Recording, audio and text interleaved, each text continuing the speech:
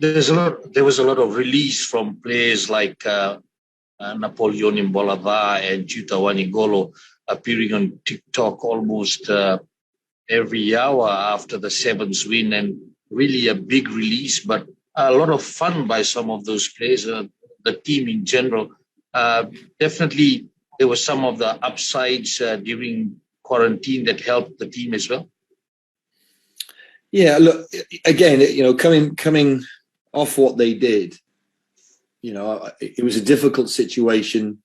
You're always going to have problems. I mean, young men, young women alike, to celebrate, and we all do it, and I do it as well, to celebrate an event like that, and inevitably people will get concerned about consumption of alcohol and how behaviors happen. And I like to think that, what was reflected in the way that those players did what they did is that even the celebrations were respectful of where we were at in Fiji. They went back into quarantine lockdown again for 4 days, which was necessary for the country. We just come back from Tokyo, but also, now is a chance for these boys to relax for 5 minutes. I mean, I've been at them for 4.5 years, and I know how tough that can be. And they've been in this under the scrutiny of quarantining as well. And it was really pleasing for me that I could see them having a release, but it wasn't disrespectful to what was important in the country. And Napoleone is an exceptional character. He is one of those that just brings energy, joy, and life to whatever you're doing.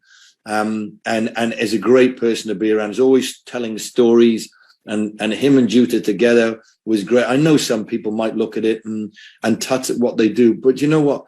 I don't feel that they were harming anybody. I feel that they were in good spirits, and they were celebrating in their own heads what they just achieved as young men.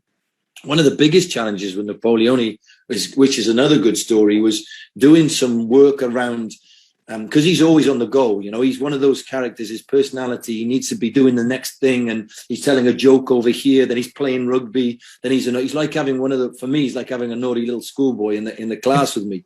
And we, coming up to the Olympics, we did a lot of work in relation to understanding your own breathing, calming, and people might call it well-being, but for me, it was more about the players finding a little bit of space to be able to slow down, control the moments, control on field, off field. And he found it particularly difficult, just sitting still for 2 minutes and just breathing, and not ability to nudge somebody and have a joke and things. And you need all that in a team. I mean, I love rugby because we're not all the same. We're different, and you've got different personalities doing different things. And you as a coach then try and harness that and develop it and use it for the right reasons. And then when it's not effective for the group, and getting the player to understand why that might be. So seeing him and telling his stories, and Juta as his sidekick, and then I get onto Facebook, Messenger with them, and Zooms. But underneath all that, they're at every lotu, and every morning and every evening, the group come back together, and we pay respects to the Lord for what He's provided us and where we sit, and that's been hugely important in creating a level of awareness around ourselves as players and as coaches, and the responsibility that we have. I know that going back into villages, there'll be big celebrations, but my hope is that, not just as a journey for us as players and doing what we did for the country, but that they've found ability to mature as people, understand the responsibility they now have to the country, the model that they are now have as a way of living their life, and the model that they can show younger people, young children, men and women, in boys and girls, I should say, in Fiji, about just how to be an international player. And what I want to see is more and more of them come through in all sorts of sports in Fiji. And yeah, it was good to see them having some fun.